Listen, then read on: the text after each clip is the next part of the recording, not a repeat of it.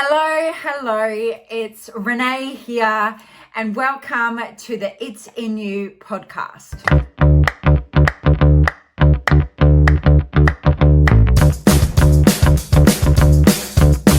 Today, I want to talk about filling your cup and self-care. Now, that is a real kind of buzzword.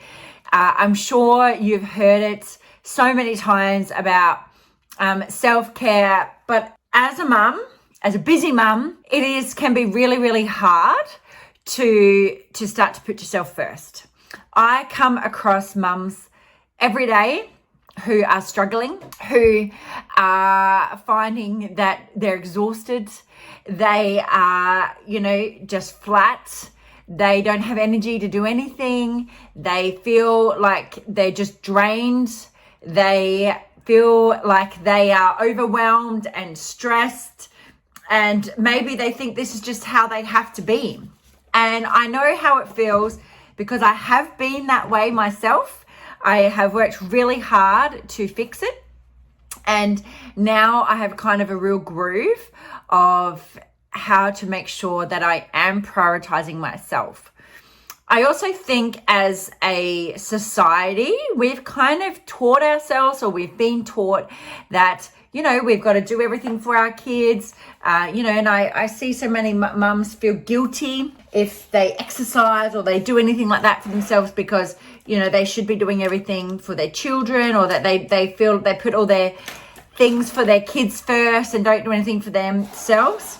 The thing is, and this is the biggest thing I've always said, is when you are feeling good about yourself, when you are filling your cup, when you are prioritizing yourself, you will be better for all of your kids. You'll be better for your kids. You'll be better in your job. You will be better for your partner. You'll be better overall. But we seem to just think that we need to not put ourselves first, and we just need to push because we'll always be okay. And it's definitely something that I have done numerous times. But I got to a point a couple of years ago where I realized I was miserable. I realized I was so burnt out that I'd been burning the candle at both ends in all directions, and I had stopped focusing or stopped thinking about what actually worked for me. And the thing as well is we sometimes, I think some mums especially, they feel so lost. They don't even know what to do for themselves. They don't even know how to think for themselves and think about what they actually need because they're not used to prioritizing themselves. I look at my husband sometimes and I think, he'll come home and he'll do whatever, but, there'll be a point in the night where he'll just sit down, and if the kitchen's messy, he knows I'm going to do it. He knows I'm going to do it. And, but I can't stand the kitchen still being messy. So I will race around and I'll still do things. And I say to him often, I'd love to sit and have that time that you do and just sitting down and, but I will race around and he knows that that's what he needs, and he does it. And maybe sometimes we need to learn a little bit from them and do what we need. I don't know. So, but I have, my biggest thing that I realized is I wasn't putting myself first, and I wasn't asking for help. I wasn't asking for help because I felt like I had to do it all and all that. So I've made sure that, I'll say, hey, I want to sit down too. These dishes need done, let's get it done together. So I definitely have made changes that way. But let's strip it back a little bit. So let's go to so you might hear everybody talk about self-care or any other things, but what actually is self-care? So what is that stuff, and what is keeping your cup full? So when your cup is full, you're going to have the energy to do all the things that you love for you and for others. And when your cup is empty, so when your cup is kind of feeling empty, you won't have the energy to deal with the everyday demands on life. But you will actually, as much as people don't believe it, you will be more productive when you are putting in time for self-care. What I see happens a lot is we all have, no matter your circumstance, we all struggle. we all have struggles in some way. And what I have found in my life is when my cup is full, when I've done things work for myself, I can be calmer and I can deal with all of these things a lot better. When I'm tired, when I'm exhausted, when I'm feeling overwhelmed, when I'm burnt out and a situation happens with the kids or something else, I'm not as cool. I'm definitely not as cool, and I catch myself reacting in ways that aren't helpful, and it actually makes the situation worse. What I've noticed in my kids and other people's families, when I see them, is that it's like the kids pick up when you are burnt out. It's like they pick up and they sense and they seem to play up more when you're feeling that way. They seem to play up more. They seem to sense that you're not right, and it just like makes one situation so much worse. Now, I've always prioritized exercise. It is something that's really, really important to me. It is something that I've watched so many mums. I've had mums with kids that have ended up growing up. They said, oh, well, my kids are grown up now. I can now focus on me. And, I see mums say that they don't think that they could exercise with their kids because they're too difficult or they can't. I've exercised around my children since they were born. They don't know any different. They know mum exercises. My husband knows I exercise. And believe it or not, my husband hates exercise. People get shocked when they see that. They go, you're a personal trainer. They presume that my husband likes to exercise too. No, he doesn't. And does he exercise regularly? No. But he understands how important it is to me. He knows that is something that I need in my life. Now, that is one aspect of how I make sure I am filling my cup. But what I was saying is that I see mums, this is like exercise it has so much more benefits than just on how you look. They say that exercise is, your antidepressant. It can be, especially as a new mum, it can be that time that you actually get to connect with other people.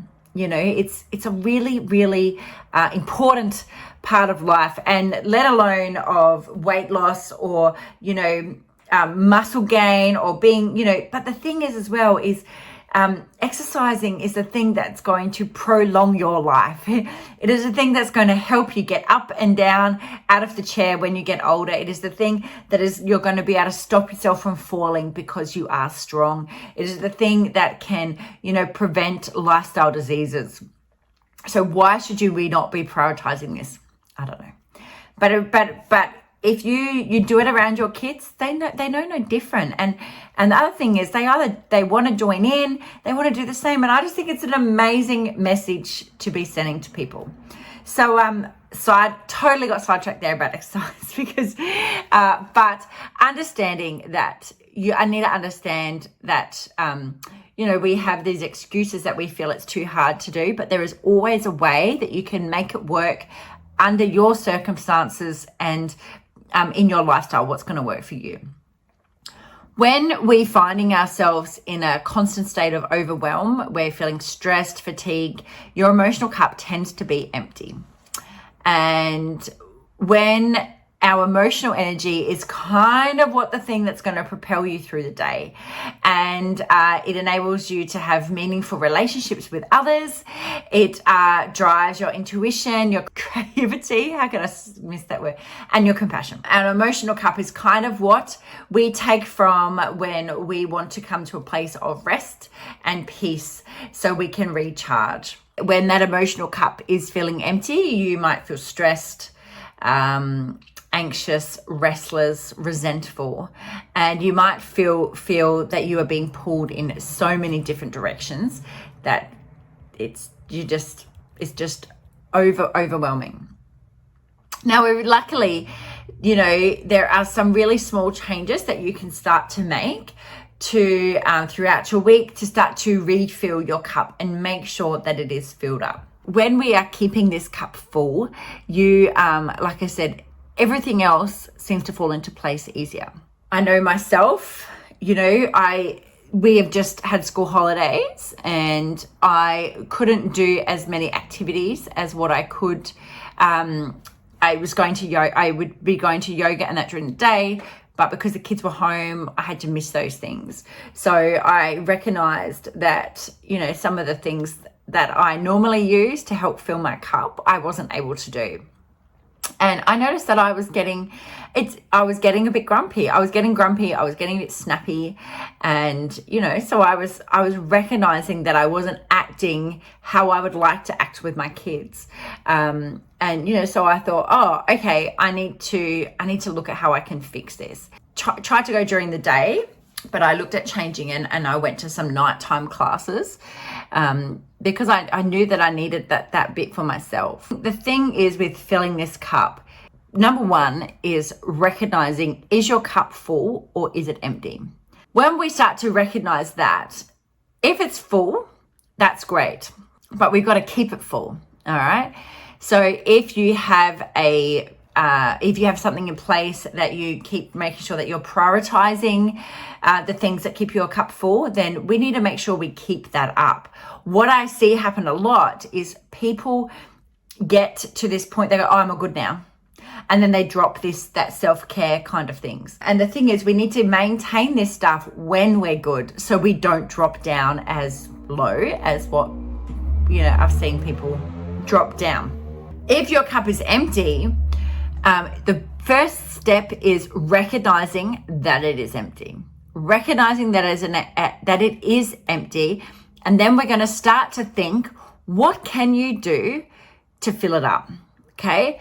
And I can hear people saying already, but you don't understand. I've got this going on. I've got that going on. I've got all of these things. Yes, I get it. We all have those things going on, but we've got to take a really hard look at ourselves and decide, what can I do and what can I fit in with my current circumstances, with my family? What can I fit in as to what works with me?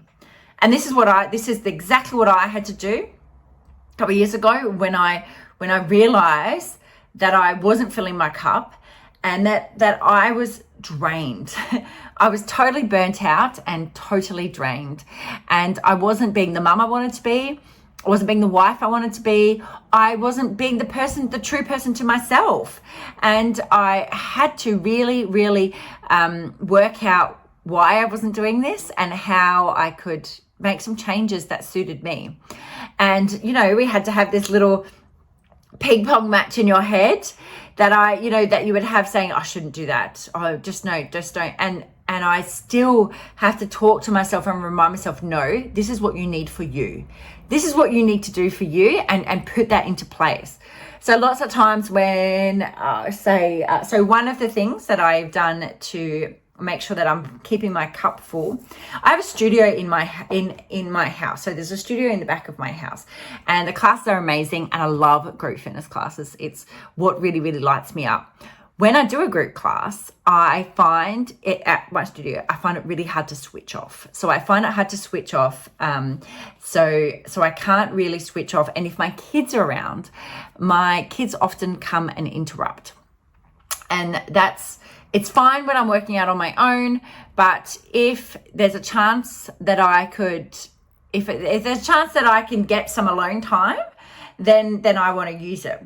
So what I found is that I had to actually go somewhere else away from my house because that meant that I got that alone time that I needed. And it also made, my husband's there and he can watch the kids. He's there and he can watch the kids. But if I'm around, I end up watching them. So I went and I joined a yoga place outside of, I run yoga here, but they come and they interrupt me and it becomes a stress for me. So I joined a yoga place and I felt that I could go there and I get an hour and it's really great. And I find it great for me for relaxing, winding down. It's something I really enjoy doing. And it's been great. But I have this little ping pong match in my head saying, oh, this needs to be done and that needs, because I never book in until the last minute because I never know what life's got to throw at us. So I had this little ping pong match in my head saying, oh, you've got to do this. You probably shouldn't go tonight. And then I have to stop and I have to remind myself about this. So if you are having that little ping pong match in your head, remember this and stop and remind yourself, this is what I need to do to fill my cup up. This is what I need to do for me.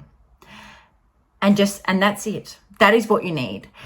There's times that I guess I've had little arguments with my husband because he's been like, oh, you've been doing this and now you want to go back to yoga. And I've said to him, yes, I do, because this is what I need for me. And I've reminded him of this is the one thing that I'm doing for myself.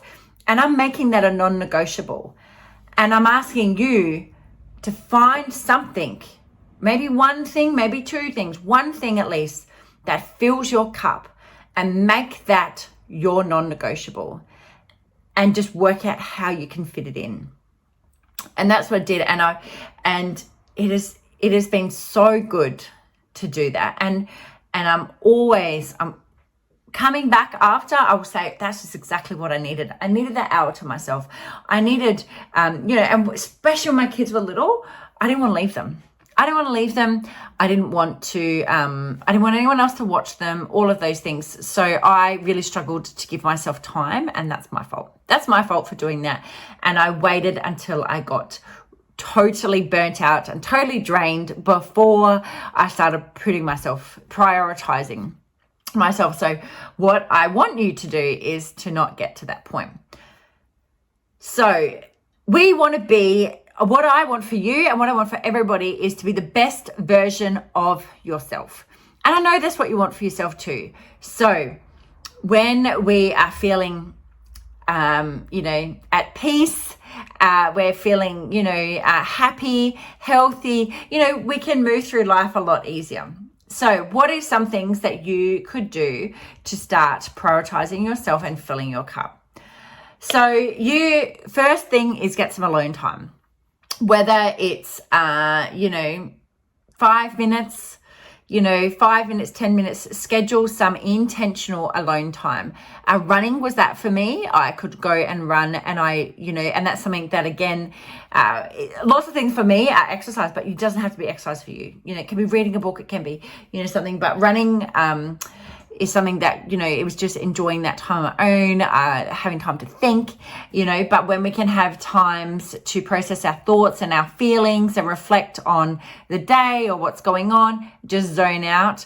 When we have that alone time, it can really make a big difference. 5-10 minutes, on just having some alone time can really impact your emotional health. Make sure that when you're doing this, you're away from screens and everything else. And I know some people also struggle with being alone because they're worried about the thoughts that are going through their head. But the thing is, if that's something that bothers you, then you probably need to sit and process it and stop giving it power. Stop letting those thoughts rule your life, or stop avoiding them, because they're not going to go away. So alone time is something, and as I get older, I realize how important alone time is to me. My second point to filling your cup is learn to say no. So we tend to always say yes to things. We might have that fear of missing out. And if you're someone like me, I'm a people pleaser, but I've really learned in the last few years to say no. And that this doesn't work for me. I can't do this, and I've really took the time to think about, I know what works for my family. I know what works for me. And that if, like a friend asked me the other day to go over her house, and I did really want to see her, but I knew that going over to her house I'd end up staying there later, and it would put me more out of whack, and I would hate how that would feel. So I just said to her, I'm really sorry, I can't. And it's only because I've done it and I've felt crappy for it. So, it's learning to say no, and that there's nothing wrong with saying no. It can actually be really empowering to say no, and understand that we have pressures facing us from everywhere, to help everyone, to do everything, to be everywhere, and it's really learning to say no and learning what works for you and your family, because lots of times when you're saying yes to all these things, you're just draining your cup. You're just draining it, and we're just sacrificing how you feel. So learn to say no. And it's, you know, you're not being mean, you're not being nasty, say no. If things work for you, say yes. But, you know, really think about. So the next point kind of ties in with this. It's determine what you want. So, you know, it's really working out what aligns with you and your family and what you want. And by doing this, you know, you can make sure that your cup is full. Determining what you want can also help you say yes or no to things. Because if it's not aligning with you, if it's not something you really, really want, then why say yes to it? Just say no. But yeah, so determine what is aligning with your, you know, your life purpose and your goals, or what you really want, and make sure that you're doing those things. You know, so if family is your priority, which family is my priority, and if I catch myself working all the time, then I'm not aligned, and that's going to drain my cup. But if my family is my priority and I'm making sure that I'm having time with them and getting that quality time with them as well as working, but not working all the time. So years ago, I would catch myself working all weekend, and I don't know, that doesn't fill my cup. I just feel drained. So, you know, so really start to determine what you want. And when you know what you want, then make sure that the activities and the things you're doing is aligned, because you will feel so much better when you're doing the things, and you won't feel like you're doing chores. You know, you'll feel so much better when you are doing those things. My next tip is prioritize your obligations. So when we have aligned, you know, we've realigned our intentions, we're going to now look at what are our obligations. Really think about, with these obligations that we have, what one is draining you and what one's going to empower you. So things like me and my husband were volunteering for the soccer team. And that was something that was really draining me. So it's something that was really draining me. It's something that took more time than I realized out of my time. And it's something that I, you know, have decided that next year I will not do. I did what I needed to do this year, or, you know, we did the right things, you know, but it was something that, again, we didn't realize until we started. My husband was the coach. I was the manager of Cooper's soccer team. Charlie started playing soccer, and they both were playing at the same time. I felt like I spent my whole season running between two soccer fields. I had to always be asking for help, for somebody to either help out as my job as a manager, or help out watching Charlie, and it didn't make me feel very good at all. So, you know, this was a obligation that was draining me, and it's something that I will say no to next year. So it's thinking about those things. We need to do out your time, do out whatever you need, but think about, and I'm a list person. So I really like to write lists and have them there and from when I write out the list is, what's filling my cup, what's stressing me out. Then what are the things that are in my control? What are the things that are in my control? What can I do about that? And focus on them instead of focusing on the things that are out of your control. And it really is empowering. It's really empowering to do. It's an empowering process actually to go through it all and work it out, and then put your focus onto that. And that was one of the biggest things I did when I was trying to work out my stresses and I was trying to go through all of that, is I wrote these lists down, and then I went through them and then I prioritized, and I worked out what worked for me and what didn't. The other thing that you can do is learning to ask for help. We are in a society where we tend to do everything on our own. We don't want to ask for help. And, I am the worst for it. And I definitely, over the last year or so, have learned to ask for more help. I need help with this. Could you help me out? And where I would not do that. School holidays, I, try to juggle working and the kids. And I said to my brother one day, could you please, and he was home and he had no problem doing it. But a year ago, I probably never would have asked him. I said, can you please come and take them for take them to the park, because it's better for the kids and it was better for me. And it definitely created a less stress time. So asking for help is massive. The other thing that I'd suggest is look at your sleep. Sleep is massive. When we are tired, we tend to make poorer choices with food.